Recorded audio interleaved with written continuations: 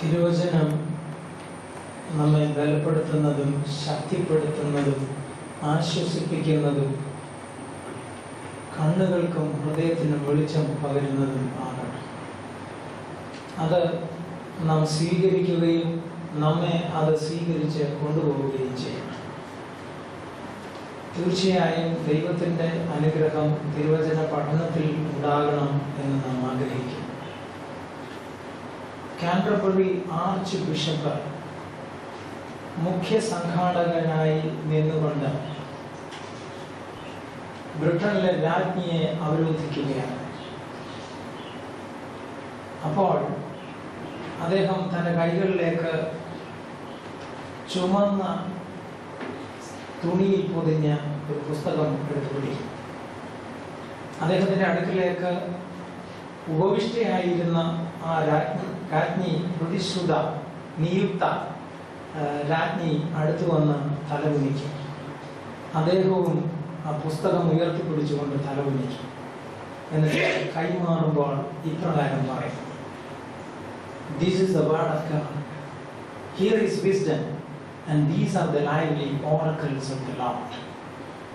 ജ്ഞാനവും തികവേറിയ സന്ദേശവും എല്ലാമുള്ള ദൈവത്തിൻ്റെ വചനം നമുക്കും വിനയപൂർവ്വമായി സ്വീകരിക്കാം. ബൈബിൾ ക്ലാസ് എടുക്കുന്നതിന് വേണ്ടി നിയോഗം വന്നിട്ടുണ്ട്. അതിന് പ്രധാന ചുമതലക്കാർ ബിബ്ലിക്കൽ ഡിപ്പാർട്ട്മെന്റ് ആണെന്നൊക്കെ പറഞ്ഞ് ചെറിയൊരു ഭയം ഏലിയാസ് അച്ഛനും എനിക്കും നൽകിയിട്ടുണ്ട്. ബഹുമാനപ്പെട്ട ആമുഖ വാക്കുകൾ അവതരിപ്പിച്ച സജീവച്ചൻ, നമുക്ക് ഇത് മലാഖി പ്രവചനം പഠിച്ച് ഇന്ന് ഇത് പുനരാരംഭിക്കാം.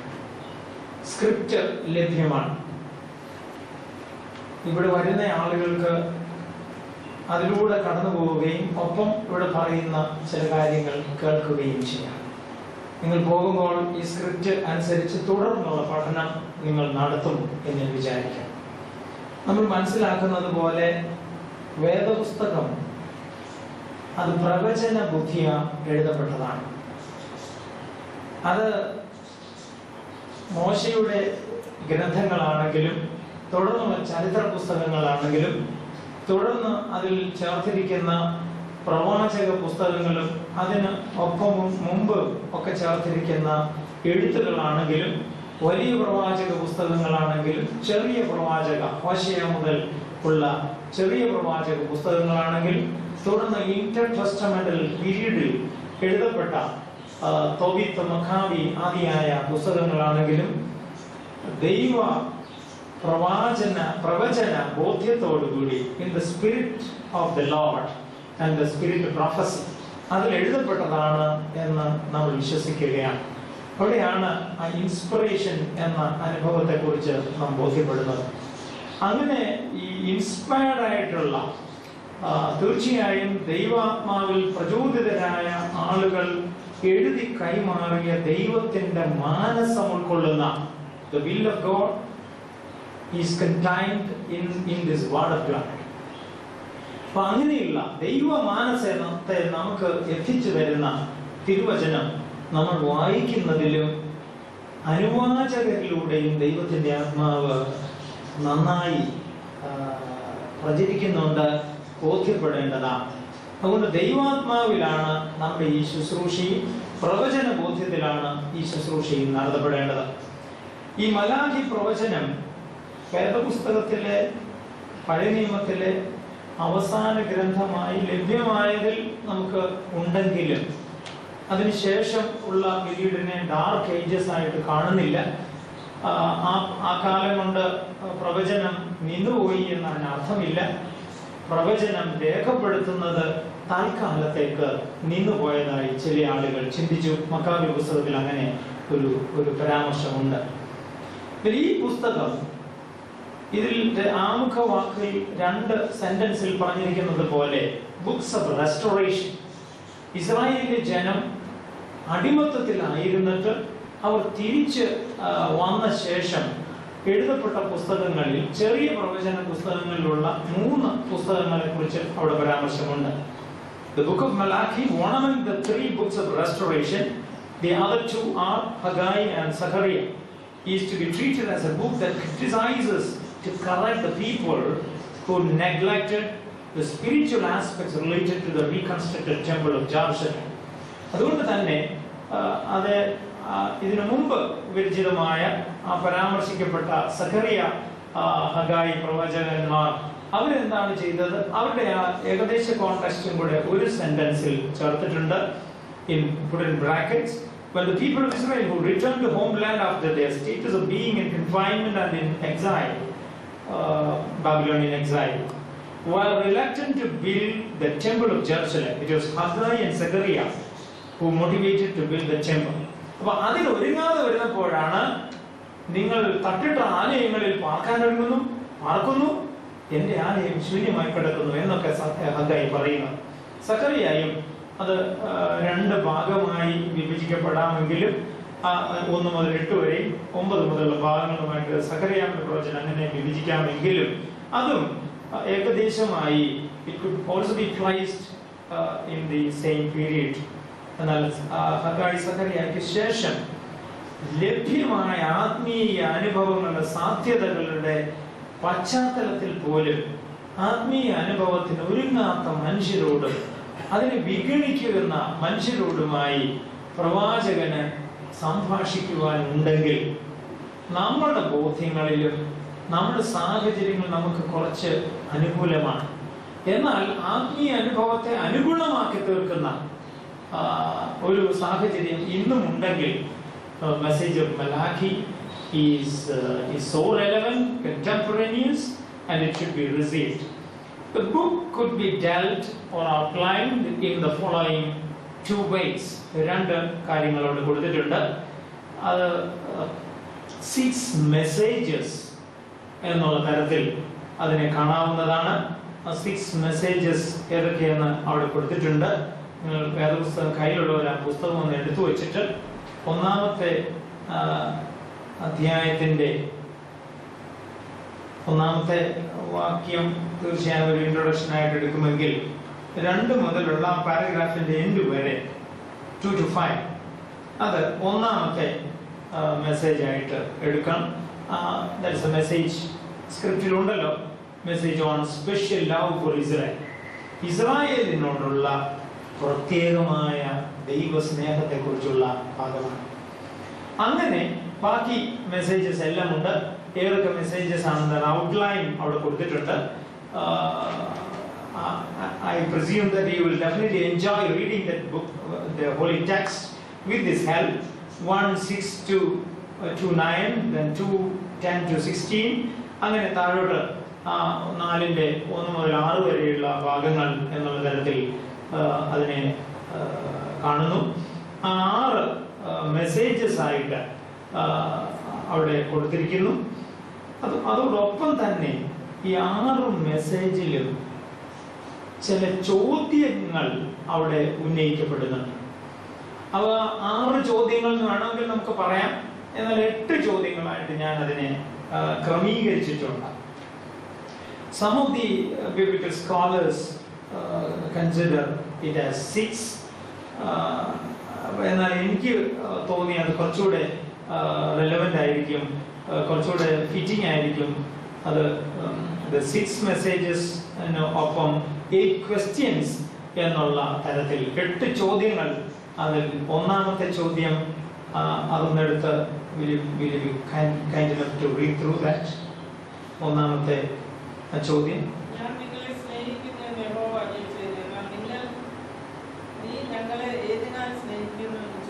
ഓക്കെ, ആ ചോദ്യം in English, in what way have you loved us? ഞങ്ങളെ ഏതിനാൽ നീ സ്നേഹിക്കുന്നു എന്നാണ് ചോദ്യം. നമുക്ക് ഇന്ന് അതിന് തുടർന്നുള്ള ആ ചോദ്യങ്ങളെല്ലാം തന്നെയുണ്ട്. നമ്മൾ ആ തിരുവചന പുസ്തകം കയ്യിലുള്ളവർ ആ ചോദ്യങ്ങൾ എല്ലാം ഒന്ന് കണ്ട്, കാരണം ഇതെല്ലാം ഡീറ്റെയിൽ ആയിട്ട് എടുക്കേണ്ട കാര്യമില്ല. സ്ക്രിപ്റ്റ് ഔട്ട്ലൈൻ നമുക്ക് തരുമ്പോൾ സ്വാഭാവികമായിട്ടും ബാക്കി ഭാഗം നിങ്ങൾ വായിക്കുകയും അതിലൂടെ കടന്നു പോവുകയും ഒക്കെ ചെയ്യുമെന്ന ബോധ്യത്തിലാണ് അത് ഇന്ന് തന്നെ അത് തരുന്നത്. അപ്പോൾ അതുകൊണ്ട് ആ ചോദ്യങ്ങളൊന്ന് ഐഡന്റിഫൈ ചെയ്യാൻ നമുക്ക്. 1-ാമത്തെ ചോദ്യം ഇപ്പം വായിച്ചു, ഏതിനാൽ നിങ്ങൾ എന്നെ സ്നേഹിക്കുന്നു എന്നുള്ള ചോദ്യം. 2-ാമത്തെ ചോദ്യം, 6-ാമത്തെ വാക്യത്തിന്റെ അവസാന ഭാഗമാണ്. അതും ഏതിനാൽ എന്ന് തുടങ്ങുന്നുണ്ട്. പുരോഹിതന്മാരെ നിങ്ങളോട് ചോദിക്കുന്നു, അതിന് നിങ്ങൾ വായിച്ചോളൂ. ഏതിനാൽ ഞങ്ങൾ നിന്റെ നാമത്തെ തുച്ഛീകരിക്കുന്നു. അതിന്റെ ഇംഗ്ലീഷ് കൂടെ ഒന്ന് നോക്കിയാട്ടെ. In what way have we despised your name? ഏതിനാലാണ് ഞങ്ങൾ തുച്ഛീകരിക്കുന്നത് എന്ന്.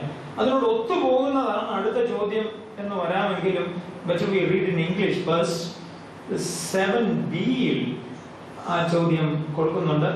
മലിനഭോജനം ദൈവാലയത്തിങ്കൽ യാഗപീഠത്തിങ്കൽ അർപ്പിച്ച ശേഷം എന്നാൽ നിങ്ങൾ ഏതിനാൽ എന്ന് തുടങ്ങുന്ന ഭാഗം will you please read in English?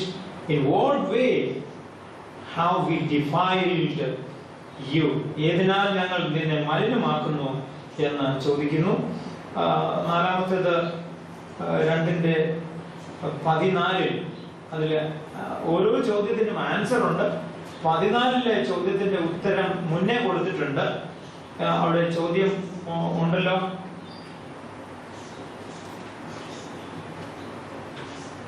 Why our sacrifices are not acceptable for you? എന്തുകൊണ്ട് എന്ന് അവിടെ ചോദ്യമുണ്ട്.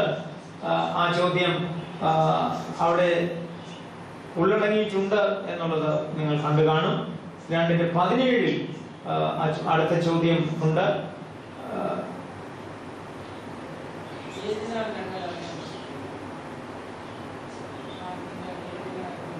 5-ാമത്തെ ചോദ്യം, 4-ാമത്തെ ചോദ്യം why our sacrifices are not acceptable for you. 2:17 in what way have we worried you എന്നുള്ള ചോദ്യം. 2:17 ഏതിനാൽ ഞങ്ങൾ മുഷിപ്പിക്കുന്നു എന്ന് ചോദിക്കുന്നു. തുടർന്ന് 3:7, 3:8, 3:13-14 ഭാഗങ്ങളിൽ എല്ലാം ഈ ചോദ്യങ്ങൾ ഉണ്ട്. നമുക്ക് ആ ചോദ്യങ്ങൾ ആശ്രയിച്ച് മുന്നോട്ട് പോകാൻ വേണമെങ്കിൽ, അല്ലെങ്കിൽ ഈ ഓരോരോ മെസ്സേജസ് ആയിട്ട് നമുക്ക് മുന്നോട്ട് പോകാം. എന്തായാലും ആ ചോദ്യവും മെസ്സേജും ഒരുമിച്ച് നമുക്ക് 1-ാമത്തെ ദിവസത്തെ ക്ലാസ് ഇനിയുള്ളത് നമ്മൾ മുന്നോട്ട് പോകുന്നു.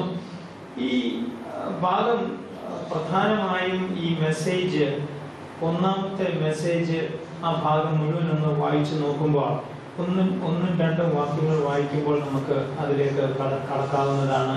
മലാഖി മുഖാന്തരം ഇസ്രായേലിനോടുള്ള യഹോവയുടെ അരുളപ്പാട്. ഞാൻ നിങ്ങളെ സ്നേഹിക്കുന്നു എന്ന് യഹോവ അരുളിച്ചെയ്യുന്നു. അപ്പോൾ ആ മെസ്സേജിലെ പ്രധാനപ്പെട്ട content is on the special love for Israel. വിളി, തെരഞ്ഞെടുപ്പ്, ദൈവനിയോഗം ആദ്യ കാര്യങ്ങൾ നമ്മുടെ മനസ്സിൽ ഏകദേശമായി ഉണ്ട് എന്നുള്ള ഒരു ബോധ്യത്തിലാണ്. It is taken for granted in the script and will also be taken for granted in our class to.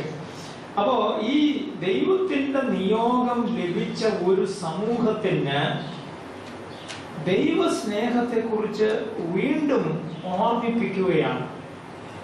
അവരുടെ ചോദ്യം ഉന്നയിക്കുകയാണ് പ്രവാചകൻ. നിങ്ങൾ യഹോവയോട് ചോദിക്കുന്നു, ഏതിനാൽ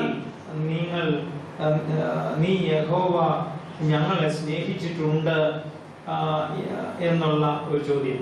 അവിടെ പോയിന്റ് എ ഒന്ന് നോക്കിയാൽ, point A, first question and its message എന്നുള്ളതിൽ in what way have we loved us എന്നുള്ളത് അതൊന്ന് താത്വികവൽക്കരിക്കാൻ ശ്രമിച്ചാൽ, if we try to conceptualize the question, it's a doubt or doubting the expression of love. 1-ാമത്തെ message പ്രധാനമായും ഈ ഒരു ചോദ്യത്തെ ആശ്രയിച്ചും അതിന്റെ ഉത്തരത്തെ ആശ്രയിച്ചുമാണ്. So the first message hovers around the question and its answer. അങ്ങനെയാണെങ്കിൽ ഈ സ്നേഹത്തിന്റെ പ്രകാശനത്തെ സംശയിക്കുകയോ വില കുറയ്ക്കുകയോ ചെയ്യുന്ന അവസ്ഥ ജീവിതത്തിൽ ഉണ്ടാകുമ്പോൾ ഈ മെസ്സേജ് നമ്മൾ ഒന്നുകൂടെ ശ്രദ്ധിക്കേണ്ടി വരും. ഈ മെസ്സേജ് അങ്ങനെയൊന്ന് സ്വീകരിക്കേണ്ടി വരും. ഞാൻ പ്രവർത്തിച്ചിരുന്ന ഒരിടത്ത് കുറച്ച് നാള് നല്ല സേവനം നടത്തിയിരുന്ന ഒരു ഡോക്ടറെ ഈ കഴിഞ്ഞ മാസം ഞാൻ ട്രെയിനിൽ വെച്ച് കണ്ടു. അപ്പം അദ്ദേഹം എന്നോട് പറഞ്ഞു, അച്ഛൻ ഇന്നിപ്പോൾ അവിടെ നിന്ന് പോയില്ലേ? ഞാനും 1-2 മാസം കഴിഞ്ഞപ്പോൾ അവിടെ നിന്ന് പോയി. അദ്ദേഹം പറഞ്ഞു, അദ്ദേഹം ജനറൽ പ്രാക്ടീഷണറാണ് അവിടെ. എന്നാൽ അദ്ദേഹം ഗൈനക്കിൽ ഒരു സ്പെഷ്യൽ കോഴ്സ് എടുത്തിട്ടുള്ള ആളായിരുന്നു. അതിൽ അദ്ദേഹം പ്രാക്ടീസ് ചെയ്തിട്ടുമുണ്ട് കുറേ കാലം. ഒരു സെമി അർബൻ ഒരു സ്ഥലത്താണ് അദ്ദേഹത്തിൻ്റെ സേവനം. അവിടെ നല്ലൊരു ഗൈനക്കോളജിസ്റ്റ് ഉണ്ട്. ഈ ഡോക്ടറും ഈ ഗൈനക്കോളജിസ്റ്റ് സ്ത്രീയും ലേഡി ഡോക്ടറും അവിടെ ഒരുമിച്ച് കുറേ കാലം സേവനം ചെയ്തിരുന്നു. അവർ പരസ്പരം നല്ല സ്നേഹത്തിലും ബഹുമാനത്തിലും ഈ ശുശ്രൂഷ നല്ലതായിട്ട് നിർവഹിക്കുന്നതിനും ഇടയായിട്ടുണ്ടെന്ന് അക്കാലഘട്ടത്തിൽ അതിനടുത്ത് താമസിച്ച ഒരാളെന്നുള്ള രീതിയിൽ എനിക്ക് ബോധ്യമുണ്ട്. ഒരു ദിവസം ഈ ലേഡി ഡോക്ടറിന്റെ സേവനം 3 മണിക്ക് അവസാനിച്ചു പകൽ. തുടർന്ന് ഡ്യൂട്ടിക്ക് ഇദ്ദേഹമാണ് ഈ എൻ്റെ ഒപ്പം സംസാരിക്കുന്ന ഡോക്ടറാണ്. ഈ ഡോക്ടർ എന്നോട് പറയുകയാണ്, 3 മണിക്ക് മുമ്പ് 1 മണിയായപ്പോൾ കുറേ ഓപ്പറേഷൻ അവിടെ ഈ ലേഡി ഡോക്ടറിൻ്റെ സേവനം ഗൈനക് വിഭാഗത്തിൽ ലഭ്യമായതുകൊണ്ട് കുറേ ആവശ്യങ്ങൾക്കായിട്ട് ഈ രോഗികൾ വരും. അതോടൊപ്പം തന്നെ ഏറെ അവിടെ ഓപ്പറേഷനുകൾ നിർവഹിക്കും. കുഞ്ഞുങ്ങളുടെ ജന്മം അവിടെ ഉണ്ടാകുന്നു. അതുകൊണ്ട് അങ്ങനെയുള്ള നല്ല സേവനം ഉള്ളതുകൊണ്ട് അതുകൊണ്ട് തന്നെ പ്രശസ്തമാണ് ആ ഹോസ്പിറ്റൽ. എന്നാൽ ആ ഓപ്പറേഷൻ നിർവഹിച്ച ആളിൻ്റെ ഒരു കാര്യം, തലേ ആഴ്ചയിൽ 2-3 ദിവസം മുമ്പ് ഓപ്പറേഷൻ ചെയ്ത ആളിൻ്റെ കാര്യം രാത്രി 9 മണിയായപ്പോൾ വീണ്ടും അവരെ കൊണ്ടുവന്നു. അവർക്ക് നിർത്താത്ത ബ്ലീഡിങ്ങാണ്. ഇവരെ കൊണ്ടുവന്നു. രാത്രി 2 മണിയായി, 3 മണിയായി. ഇവരുടെ എല്ലാ ഹെൽത്ത് പാരാമീറ്റേഴ്സും ആ കുഴപ്പത്തിലായി. ബ്ലീഡിങ് നിൽക്കുന്നില്ല. ആദ്യമൊക്കെ ഈ ഡോക്ടർ ചെയ്തു. അവസാനം ലേഡി ഡോക്ടറെ വിളിച്ചു വരുത്തി രാത്രി 2 മണിക്ക്. എന്തായാലും ഇവർ സ്ട്രഗിൾ ചെയ്തു. നേരം വിളക്കുമ്പോഴത്തേക്ക് ഇവരെ ഒരുവിധം ഒന്ന് സ്റ്റേബിൾ ആക്കി ബ്ലഡ് കൊടുക്കുന്നു. അതും ബ്ലഡ് ബാങ്കിൽ നിന്ന് സൂക്ഷിച്ചിട്ടല്ല, നേരിട്ട് കൊടുക്കേണ്ട സ്ഥിതിവിശേഷം വരെ ഉണ്ടായി. അങ്ങനെയൊക്കെ നല്ല സേവനം നിർവഹിച്ചു. എന്നാൽ ഈ ലേഡി ഡോക്ടർ എത്തുന്നതിന് മുമ്പ് ഈ ബഹളങ്ങളെല്ലാം നടക്കുന്നതിനിടയ്ക്ക് ഈ ഡോക്ടർക്ക് ആ രോഗിയുടെ കൂടെ വന്ന ഭർത്താവും മറ്റു ചെല്ലുന്നവർ നന്നായി മനസ്സിലാക്കി. ഈ രാത്രി 12 മണിയോട് അപ്പോൾ ഈ മനുഷ്യൻ ഓപ്പറേഷൻ തിയേറ്ററിൽ നിന്ന് പുറത്ത് എന്തോ ഒരു കാര്യത്തിന് മാറിയപ്പോഴാണ് ഈ അടി ഉണ്ടാകുന്നത്. വീണ്ടും ഈ അടിച്ച ആളിന്റെ ഭാര്യയ്ക്ക് ശുശ്രൂഷ അദ്ദേഹം തുടർന്നു. അത് കഴിഞ്ഞ് ആണ് ഈ നേരം വിളിക്കുന്നവരെ ഈ മറ്റേ ലേഡി ഡോക്ടർക്കൊപ്പം ഇദ്ദേഹം സേവനം നിർവഹിക്കുന്നത്. അദ്ദേഹം അപ്പം ഞാൻ ചോദിച്ചു, ഇയാൾ പിന്നെ ഇത്രയും സേവനം അടിച്ചിട്ട് പിന്നെ എന്തിനാണ് അവിടെ വിട്ടുപോയത്? മാനേജ്മെന്റ് ഞങ്ങളുടെ കൂടെ നിന്നില്ല, അതുകൊണ്ട് പിന്നെ അതിനകത്ത് നിർത്താൻ പറ്റുകയില്ല. ആ സ്ഥാപനം 2 ഡോക്ടേഴ്സ് അവിടെ നിന്ന് വിട്ടുപോയി. തുടർന്ന് വലിയ പ്രയാസമുണ്ടായി എന്ന് പറയും. നമ്മൾ ചില കാര്യങ്ങളിൽ വളരെ സ്നേഹത്തോടു കൂടിയും ബഹുമാനത്തോടെയും നിൽക്കുമ്പോൾ ചിലപ്പോൾ ചില കാര്യങ്ങളിൽ അത് അങ്ങനെ തന്നെ ഉണ്ടോ എന്ന സംശയം ചിലപ്പോൾ തോന്നിയാൽ ചിലപ്പോൾ നിൽക്കാൻ പറ്റാത്ത. I'm sure certain of you might be doctors or linked with certain such institutions. ചിലപ്പോൾ ദൈവാലയത്തിൽ അങ്ങനെ ഉണ്ടാകാം, ചിലപ്പോൾ നമ്മുടെ വീട്ടിൽ അങ്ങനെ ഉണ്ടാകാം, ചിലപ്പോൾ നമ്മുടെ വ്യക്തി ജീവിതത്തിൽ തന്നെ നമ്മൾ കുറച്ച് നാള് ഒരു സാഹചര്യത്തിൽ മുന്നോട്ട് പോകുമ്പോൾ ഉള്ളത് തന്നെയോ ഈ സ്നേഹം എന്ന് ചോദിക്കാൻ തക്കവണ്ണം നമ്മൾ ദൈവത്തോട് മറുതലിക്കാം. ഏറ്റവും വലിയ സിൻ നമ്മളിൽ തന്നെ വിശ്വാസം ഇല്ലാതെ നമ്മൾ ദൈവത്തിലുള്ള വിശ്വാസവും നഷ്ടപ്പെട്ടു പോകുന്നതാണ് എന്ന് പറയാറുണ്ടല്ലോ. എന്തായാലും ഞാൻ നിങ്ങളെ ഏതിനാൽ സ്നേഹിച്ചിട്ടുണ്ട് എന്ന് ദൈവത്തോട് സ്നേഹമേറെ കൊടുത്ത ആ സാഹചര്യത്തിൽ സ്നേഹമേറെ അനുഭവിച്ച മനുഷ്യർ തിരിച്ചു ചോദിക്കുമ്പോൾ ആ വിളി തെരഞ്ഞെടുപ്പിനെ സംബന്ധിച്ചുള്ള സംശയത്തിലാണ് ഈ കാര്യം ഉണ്ടാകുന്നത് എന്ന് തോന്നുന്നു. Doubting the expression of love. അങ്ങനെയാണെങ്കിൽ to whom is this query appealing? 2 കാര്യങ്ങൾ അവിടെ കൊടുത്തിട്ടുണ്ട്. ആ രണ്ട് വാക്യങ്ങൾ ഒന്ന് വായിച്ചാൽ ആ സ്ക്രിപ്റ്റ് പറഞ്ഞിരിക്കുന്നത് പെട്ടെന്ന് നമ്മുടെ മനസ്സിലെത്തും. ആ വാക്യം ഒന്ന്, വേദപുസ്തക പഠനത്തിൽ വാക്യങ്ങൾ വായിക്കുക ഒരു മുഖ്യ ഘടകമായിരിക്കും. അതുകൊണ്ട് അത് പെട്ടെന്ന് എടുക്കാൻ വേണ്ടി പറഞ്ഞിട്ടെടുക്കാതെ അത് വേഗത്തിൽ എടുക്കുക. 1 John 4:16. ദൈവത്തിന് നമ്മോടുള്ള സ്നേഹത്തെ നാം അറിഞ്ഞു വിശ്വസിച്ചുമിരിക്കുന്നു. ദൈവം സ്നേഹം തന്നെ. ഒരു ഇടയ്ക്കിടയ്ക്ക് പറയുന്ന വാക്യമാണ് ദൈവ സ്നേഹം തന്നെ. ഓക്കെ, സ്നേഹത്തിൽ വസിക്കുന്നവൻ ദൈവത്തിൽ വസിക്കുന്നു. അപ്പോ ഈ aware of the love of God എന്നുള്ളത് നമ്മൾ പഴയ നിയമ പ്രവാചകന്മാരിൽ നോക്കിയാല് പ്രധാനമായ സന്ദേശം യഹോവയുള്ള സ്നേഹത്തിൽ നിങ്ങൾ ആ ഉടമ്പടി ബന്ധത്തിൽ നിലനിൽക്കുന്നവരാണ്, അതിൽ നിലനിൽക്കണം. Beware of, be conscious of the covenantal relationship you are in, and you please continue with that. അങ്ങനെ അല്ലാത്തപ്പോൾ ശാപം ഒക്കെ അവർ പറയുന്നുണ്ടാകും. അതുകൊണ്ട് ദൈവ സ്നേഹത്തെ കുറിച്ചുള്ള ബോധ്യം പഴയ നിയമ പ്രവാചകന്മാർക്കുള്ളതുപോലെ പുതിയ നിയമത്തിൽ മോറസ്താത്തിസ് പറയുന്ന പോലെ ദൈവത്തിന്റെ ഊസിയ ഉണ്മ ആ സ്നേഹത്തിലാണ്. അതുകൊണ്ട് ആ സ്നേഹം ബോധ്യപ്പെടാൻ ആവശ്യമായിരിക്കുന്നു. അതുകൊണ്ട് ആ സ്നേഹത്തെ കുറിച്ചുള്ള ബോധ്യം അല്പമെങ്കിലും ഉള്ളവർക്ക് this will be a call, once again appealing, made necessary, so that they will sense the love of God and continue to remain in the covenantal relationship with God. അതാണ് പ്രവാചകനും ഓർമ്മിപ്പിക്കുന്നത്, ആ ഉടമ്പടി ബന്ധത്തിൽ നിലനിൽക്കണം എന്നുള്ളത്.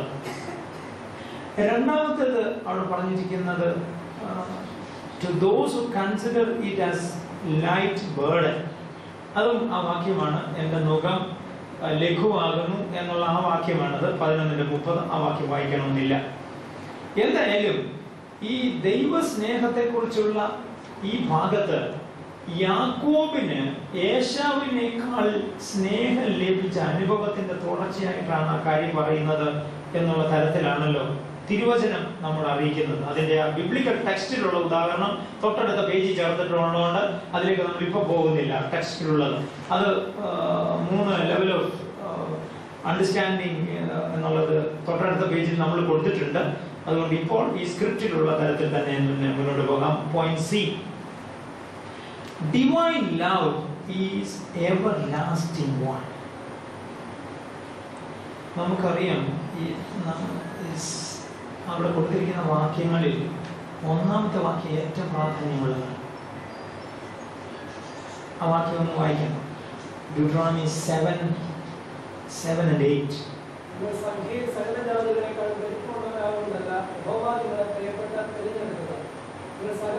ഇസ്രായേലിനോടായിട്ട് ദൈവ മാനസം വെളിവാക്കുകയാണ്. നിങ്ങൾ സംഖ്യയിൽ പെരുക്കമുള്ളത് കൊണ്ടല്ല ദൈവം നിങ്ങളെ സ്നേഹിച്ചത്. Not that God has loved, Yahweh has loved you, not because you were numerous in number. നിങ്ങൾ സംഖ്യയിൽ പെരുക്കമുള്ളത് കൊണ്ടല്ല, പിന്നെ അതെ നിങ്ങളുടെ പിതാക്കന്മാരോട് താൻ ചെയ്ത സത്യം പാലിക്കുന്നതുകൊണ്ടുമൊക്കെ യഹോവ നിങ്ങളെ ബലമുള്ള കൈയാൽ തോൽപ്പിച്ച് അടിമവീടായ ഇസ്രായേലിലെ രാജാവായ ഫറവോന്റെ കയ്യിൽ നിന്ന് വീണ്ടെടുത്തു. അവിടെ പറയുന്നതിൽ രണ്ടാമത്തെ കാര്യം ഇപ്പം വായിച്ചത് നിങ്ങൾ സംഖ്യയിൽ പെരുക്കമുള്ളത് കൊണ്ടല്ല. രണ്ടാമത് പരാമർശിക്കുന്ന it is about the lowly status of the people. നിങ്ങൾ എണ്ണത്തിലും കുറവായിരുന്നു, നിങ്ങളുടെ എല്ലാ അവസ്ഥയിലും നിങ്ങൾ പാതിത്വം കുറവുള്ളവരായിരുന്നു. It is not that you were numerous, not that you were good. നിങ്ങൾ നല്ലവരായതുകൊണ്ടുമല്ല. Rather it is sheer mere love. ദൈവ സ്നേഹത്തിന്റെ ആ പാരമ്യത്തെ കുറിച്ച് നമ്മൾ അതിന്റെ പാരാമീറ്ററുകൾ അളന്നു നോക്കാതെ ബോധ്യപ്പെടേണ്ട ഒരു കാര്യത്തെക്കുറിച്ചാണ് ഇവിടെ പ്രവാചകൻ മോശ അറിയിക്കുന്ന കാര്യം നമ്മൾ കാണുന്നത്. ഈ ഏശാവിന്റെയും യാക്കോബിന്റെയും കാര്യം ഓർമ്മിപ്പിച്ചും ഇക്കാര്യം തന്നെയാണ് പ്രവാചകൻ മലാഖി ദൈവജനത്തോടായിട്ട് പറയുന്നത്. നിങ്ങൾക്ക് ലഭിച്ചിട്ടുള്ള ദൈവ സ്നേഹത്തിന്റെ അനുഭവങ്ങളിലൂടെ നിങ്ങൾ ഇടയ്ക്കിടയ്ക്ക് കടന്നു പോകേണ്ടത് ആവശ്യമുണ്ട്. മറ്റ് 2 വാക്യങ്ങളും കൂടെ വായിക്കണം. ഈ 3 വാക്യം കൂടെ വായിച്ചാൽ divine love is everlasting love. സ്നേഹവും ഇഷ്ടവും തമ്മിലുള്ള വ്യത്യാസം നമുക്ക് ബോധ്യമുള്ളതാണ്. സ്നേഹവും ഇഷ്ടവും. നമുക്കിപ്പോൾ വൈകുന്നേരം അവിടെ നമ്മൾ ചിലരൊക്കെ അവിടെ കൂദാശയ്ക്ക് പങ്കുകയാണ്. നമ്മൾ ഇഷ്ടപ്പെട്ട അവിടെ കൂദാശയിൽ നിൽക്കുക. അവിടെ ചില ഭക്ഷണ സാധനങ്ങളൊക്കെ തന്നാൽ നമുക്ക് ഇഷ്ടമായിട്ട് കഴിച്ചു. ഇനിയിപ്പോൾ ഒന്നുകൂടെ തന്നാലോ, തന്നത് തന്നെ നമ്മൾ മുഴുവൻ കഴിച്ചില്ല, ഇനി ഒന്നുകൂടെ കഴിച്ചാൽ നമുക്ക് എനിക്ക് ഇഷ്ടമായിരുന്നു, പക്ഷെ ഇപ്പൊ ഇഷ്ടമല്ല. അപ്പോ അപ്പോൾ വരുന്ന താല്പര്യങ്ങൾക്കാണ് നമ്മൾ മലയാളത്തിൽ ഇഷ്ടം പറയുന്നത്. പക്ഷെ സ്നേഹം എന്നുള്ളതിന് അങ്ങനെയുള്ള അപ്പപ്പോ വരുന്ന കാര്യങ്ങൾക്കല്ല. It has an everlasting significance. അത് നിലനിൽക്കുന്ന ഒന്നാണ്. അപ്പപ്പോ വരുന്ന കാര്യത്തെക്കുറിച്ചല്ല അതിൽ വരുന്നത്. അതിന് ഭാഗമായേക്കാം. നമുക്ക് അപ്പോൾ നമുക്ക് ചില നൊമ്പരങ്ങൾ വരാം, ദുഃഖങ്ങൾ വരാം, സങ്കടങ്ങൾ വരാം, സന്തോഷങ്ങൾ വരാം, ഇതെല്ലാം തന്നെയുണ്ട്. പക്ഷെ അത് സ്നേഹം എന്ന ആകെത്തുകയിൽ വെച്ച് നോക്കുമ്പോൾ ദാറ്റ് ഈസ് ലെസ് സിഗ്നിഫിക്കൻറ്റ്. അതുകൊണ്ടാണ് സ്നേഹവും ഇഷ്ടവും one is perpetual, everlasting, and the other one is transient. It is limited to certain particular period, particular interest, particular locality, or something related to that. അപ്പോ ഈ സ്നേഹം, നിലനിൽക്കുന്ന സ്നേഹം ഉടമ്പടിയോട് ചേർത്ത് യഹോവ അത് തീർച്ചയായിട്ടും വെച്ചിരിക്കുന്നു. അതുകൊണ്ടാണ് ഇടയ്ക്കിടയ്ക്കൊക്കെ പ്രവാചകന്മാരും ഒക്കെ ഓർമ്മിപ്പിക്കുന്നതും ഹിസ്റ്റോറിക്കൽ ബുക്സിൽ ചിലതിലൊക്കെ mostly in the Pentateuch itself നിങ്ങളുടെ പിതാക്കന്മാരുടെ ദൈവം എന്നുള്ള എപ്പിത്തറ്റ് ഉപയോഗിക്കുന്നത്, ഗോഡ് ഓഫ് യുവർ ഫാദേഴ്സ് എന്ന് ഉപയോഗിക്കുന്നത്, അത് എവർലാസ്റ്റിംഗ് ലവിന്റെ ഒരു പ്രത്യേക എപ്പിത്തറ്റാണ്. The usage that points to the covenantal relationship and the everlasting love which God has extended to the people, your forefathers എന്നുള്ള തരത്തിൽ ആണ് അതേക്കുറിച്ച് പറയുന്നത്. Okay, point B. What's the need for reminding of God's love? ദൈവ സ്നേഹത്തെക്കുറിച്ച് ഇടയ്ക്കിടയ്ക്ക് പറഞ്ഞുകൊണ്ടിരിക്കേണ്ട ആവശ്യമുണ്ടോ? മോനെ, ഞാൻ നിന്നെ എത്ര സ്നേഹിക്കുന്നെന്ന് അപ്പൻ ഇടയ്ക്കിടയ്ക്ക് മോനോട് പറയേണ്ടി വരുമോ? നിങ്ങളെ ഞങ്ങൾ എത്ര സ്നേഹിക്കുന്നുവെന്ന് ഇവിടുത്തെ പ്രിൻസിപ്പൾ ഇടയ്ക്കിടയ്ക്ക് സ്റ്റുഡൻസിനോട് പറയേണ്ടി വരുമോ? ബാബുതിരുമേനി ഇവിടുത്തെ അധ്യാപകരോട് ഇടയ്ക്കിടയ്ക്ക് പറയേണ്ടി വരുമോ എന്ന് ചോദിച്ചാൽ അതിന്റെ അർത്ഥം അത് ആവശ്യമില്ല സത്യത്തിൽ. എങ്കിലും വേണ്ടി വന്നാൽ അങ്ങനെ ആകും. The answer should be why such a repeated remembering or reminding is needed എന്നുള്ളതിന് 3 ലെവലിൽ നമുക്ക് ആ അർത്ഥം നമുക്ക് കാണാം. ഒന്നാമത്തെ level answer from the level of the text itself. ഈ മലാഖി പ്രവചനത്തിലെ ആ ഭാഗം 2 മുതൽ 5 വരെയുള്ള ഭാഗത്ത് പറയുന്ന ആ കാര്യം നമുക്ക് നോക്കാം. അവിടെ പറയുന്നത് was not Esau the brother of Jacob? So that points to the brotherly love. അതുകൊണ്ടാണ് ഒന്നാമത്തെ കാര്യം പറയുന്നത് brotherly love is in casuality. നമുക്കറിയാമല്ലോ ഈ യെശാവ് യാക്കോബ് കാര്യങ്ങളെ കുറിച്ച് പറയുന്ന പഴയ നിയമവേദ ഭാഗം വേണമെങ്കിൽ അവിടെ എഴുതി വെക്കണം. ബുക്ക് ഓഫ് ജെനസിസ് 25, 26 മറ്റൊരു കാര്യമാണ് പറയുന്നത്.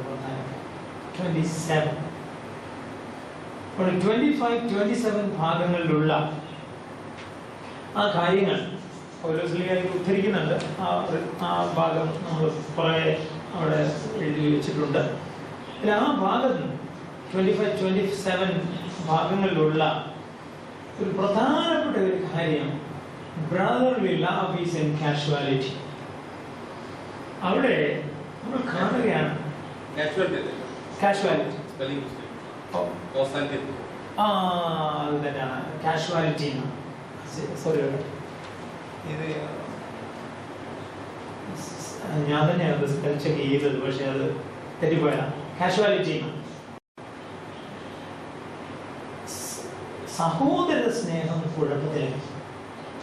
അതാണ് ആ 25-27 അധ്യായങ്ങളിലുള്ളത്. ഓർക്കണം, ആ സ്ക്രിപ്റ്റിൽ നിന്ന് വിട്ട് ഇങ്ങോട്ട് നോക്കി നമ്മൾ ആ ഭാഗം വായിക്കുമ്പോൾ യേശാവിൻ്റെയും യാക്കോബിൻ്റെയും പിതാവ് വാർദ്ധക്യത്തിലാണ്. വാർദ്ധക്യത്തിലുള്ള ആള് തൻ്റെ മനസ്സൊന്ന് നിറഞ്ഞ് അനുഗ്രഹിക്കാൻ അവൻ ഒരുങ്ങിയാണ്. മനസ്സ് നിറയണമെങ്കിൽ വയറ് നല്ലതായി അറിയണം. അത് നിറയുന്നതിന് മുമ്പ് വായിലെ രുചിയും നല്ലതാകണം. പഴയ സോ സിമ്പിൾ. അവിടെ പ്രത്യേകിച്ച് അതിന് വലിയ കാപട്യത്തിന്റെ ഒരു വഴിയും പറയുന്നില്ല.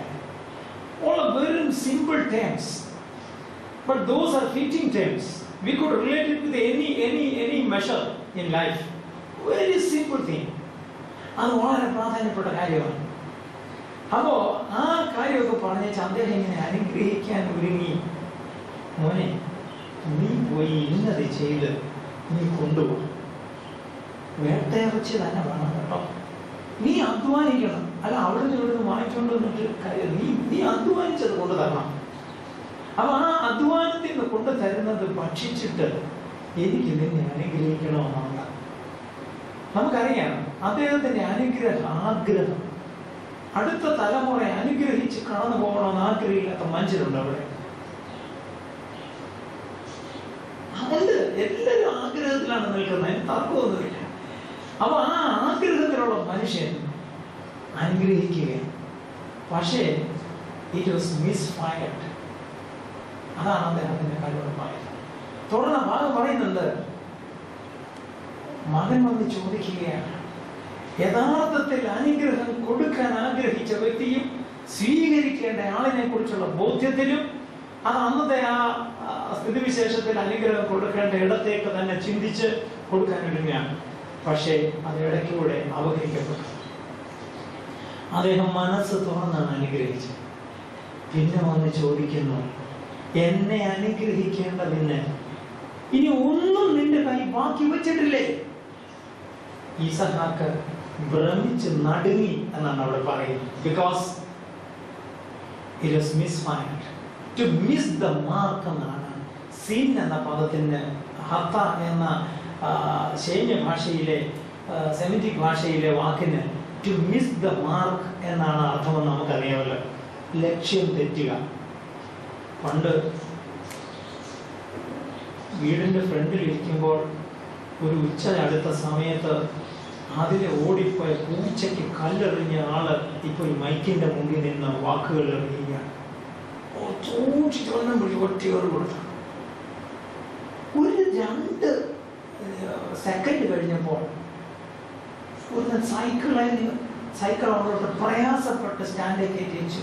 പെട്ടെന്ന് ഇങ്ങോട്ടേക്ക് കടന്നു വന്ന കുഞ്ഞ് എന്തിനാ എന്നെ എറിഞ്ഞത് ചോദിച്ചാൽ പോലെ ഞങ്ങളുടെ വീട്ടിൽ ലെറ്റർ കൊണ്ട് തരുന്ന മനുഷ്യൻ ഉച്ചയായപ്പോൾ അയാൾ വരുക കൃത്യം അയാളുടെ മുട്ടിൽ നടക്കുന്നത് ഉന്നം തെറ്റിപ്പോയി.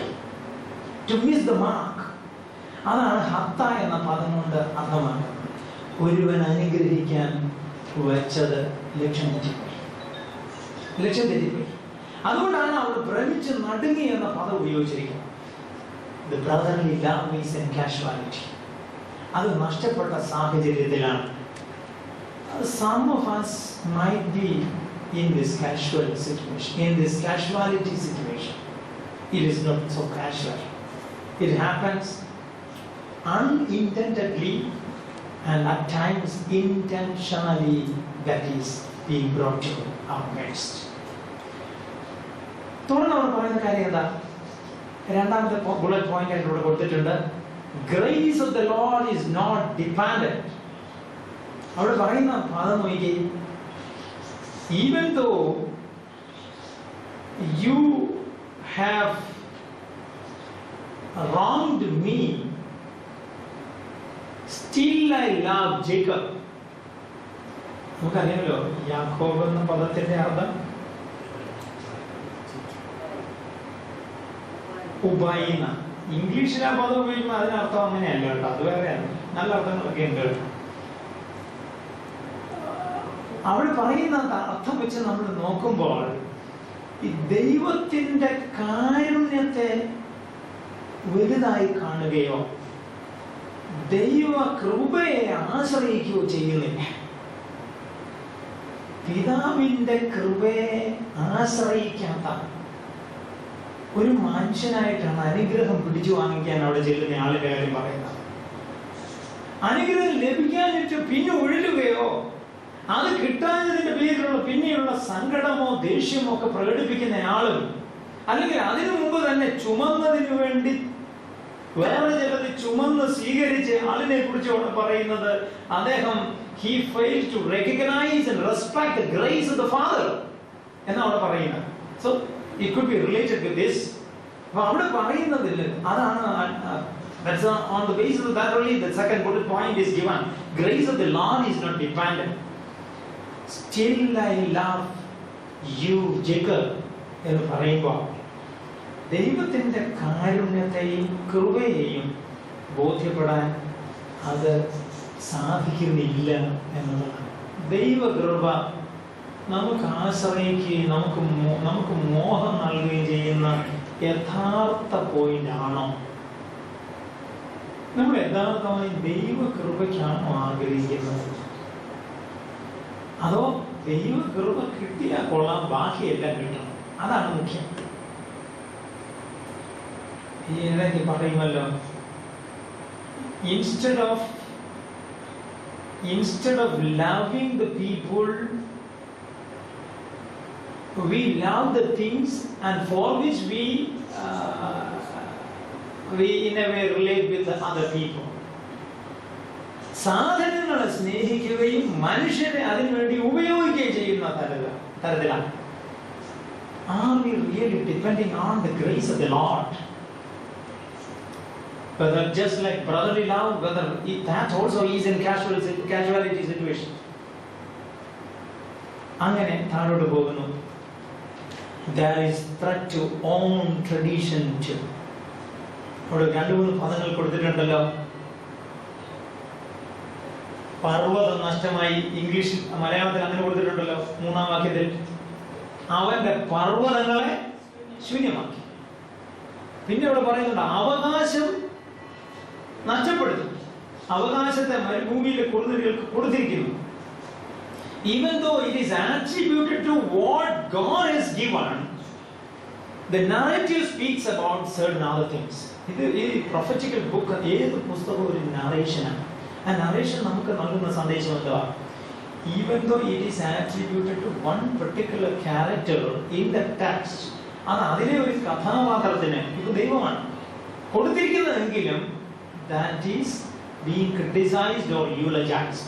ഒന്നിനെ അത് വിമർശിക്കപ്പെടുന്നു, അല്ലെങ്കിൽ അത് ഉയർത്തപ്പെടുന്നു. അങ്ങനെയാണെങ്കിൽ ഇവിടെ പറയുന്നത് ഒരുവൻ തന്റെ അസ്തിത്വവും തന്റെ പൈതൃകവും തനിക്കുള്ള പർവ്വതവും തനിക്ക് ലഭിച്ച ജ്യേഷ്ഠാവകാശം പോലെ തനിക്കുള്ള അവകാശവും ശൂന്യമാക്കുന്ന സാഹചര്യമാണ്. We believe and we are thinking of ourselves that we are fortunate to have a good tradition along with St. Thomas. Are we really eulogizing the tradition which we have inherited in our personal life and spiritual life? അതാണ് വേണ്ടിയിരിക്കുന്ന ഒന്നാണ്. ഇവിടെ ചോദ്യം അതാണ്. Answer from the level of the text. The third point is when there is a threat for our tradition.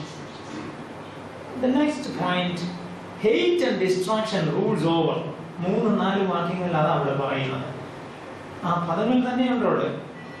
I have hated, destruction, പിന്നെ താഴോട്ട് വരുന്ന desolate places. ഈ പദങ്ങൾ അവിടെ ഉപയോഗിച്ചിരിക്കുകയാണ്. ദ്വേഷം, ക്രുദ്ധിച്ച അനുഭവം, ഇതെല്ലാം അവിടെയുണ്ട്. ജീവിതത്തിലെ സ്നേഹത്തിന് പകരം ക്രോധമാണ് കൂടുതലും നമുക്കുള്ളത്. അടുത്ത കാര്യം, ആ 3 കാര്യം കൂടെ പെട്ടെന്ന് കണ്ടു നിർത്താം. But still intends to return and rebuild. Verse 4a അതാണ് പറയുന്നത്. Because one will say, Edom has been destroyed, but let us return and rebuild the desolate places. ഈ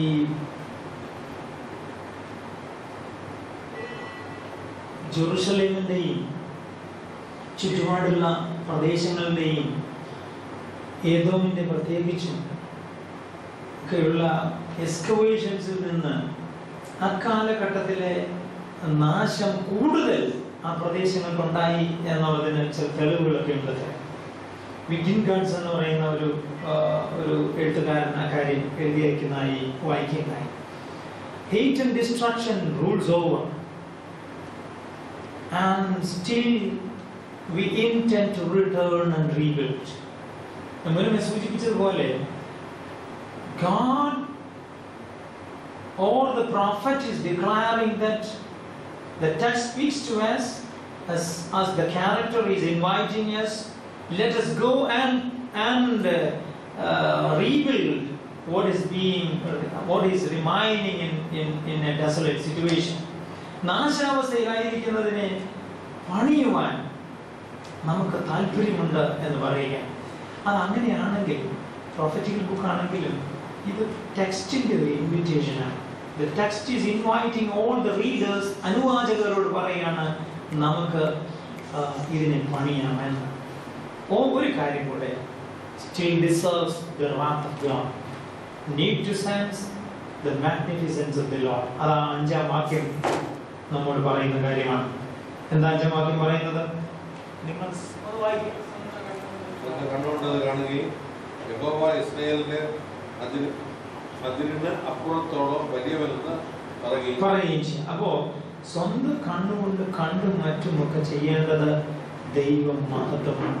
It is from the level of the text. തുടർന്ന് answer from the level of the Christian commitment ആ ഭാഗം ഒന്ന് വായിച്ചു വരണം. Answer from the practical side അത് ആ ടെക്സ്റ്റിനോട് ബന്ധപ്പെട്ടതാണ്, അതൊന്ന് വായിച്ചു വരണം. എന്തായാലും ഈ ദൈവ സ്നേഹത്തെ കുറിച്ചുള്ള ബോധ്യത്തിന് ചില ടിപ്പണിയും അതിൽ കൊടുത്തിട്ടുണ്ട്. അത് first question and the first message എന്നുള്ളതിന്റെ ബി പോയിന്റിനോട് ചേർത്ത് വായിക്കുകയും ചെയ്യണം. നമ്മൾ ഇതിലെ ഈ ഭാഗം ഒരു ക്ലാസ്സും കൂടെ കൊണ്ട് പൂർത്തീകരിക്കുകയും തുടർന്ന് ഒരു ക്ലാസ്സും കൂടെ, ആകെ 3 ക്ലാസ് കൊണ്ട് ഈ പ്രവചന പുസ്തകം പഠിക്കുകയും ചെയ്യണം. കുറെ കാര്യങ്ങൾ നിങ്ങൾ ചെയ്തു വരും എന്ന വിചാരത്തിലാണ് ഈ കാര്യം നമ്മൾ ക്രമീകരിക്കുന്നത്. നിങ്ങൾ ഇടയ്ക്കിടയ്ക്ക് ഈ ഭാഗങ്ങളൊന്ന് വായിച്ചുകൊണ്ടേയിരിക്കണം. ചുരുക്കത്തിൽ ദൈവസ്നേഹം, ദൈവകൃപ അത് ആശ്രയിക്കുവാനുള്ള ഇൻവിറ്റേഷൻ മനുഷ്യർക്ക് നൽകുന്നു എന്ന ബോധ്യമാണ് ദൈവ തിരുവചനം പ്രവാചകനിലൂടെ നമുക്ക് നൽകുന്നത്. യഥാർത്ഥമായി ദൈവകൃപയെ നമ്മൾ പ്രധാന അംശമായി ജീവിതത്തിൽ വെച്ചിട്ടുണ്ടോ? Are we really sensing the love of God in our personal lives? അതിന് പ്രാക്ടിക്കൽ ലെവലിൽ നമ്മൾ നോക്കുമ്പോൾ അത് അതിൻ്റെ പോയിന്റ് 3A ഒന്ന് നോക്കിയേ. Open our eyes to see the undeniable proofs of God's love to us.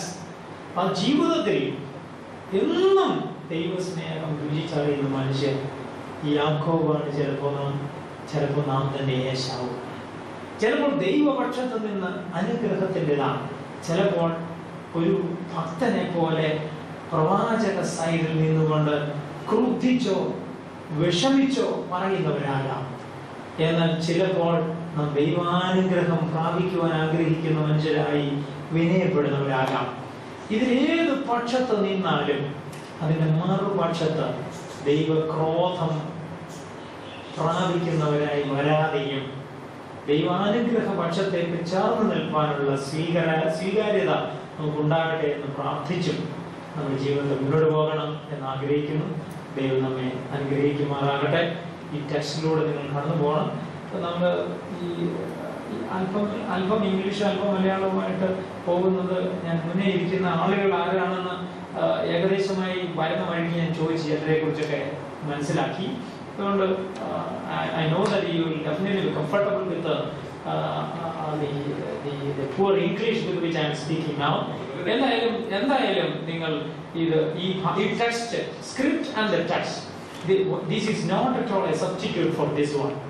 You should love this one, whether you hate this one or not, that is not the mandate thing. You should love the text. അത് വളരെ പ്രാധാന്യമാണ്. ദൈവം നമ്മെ അനുഗ്രഹിക്കുന്നവരാകട്ടെ. Thank you very much.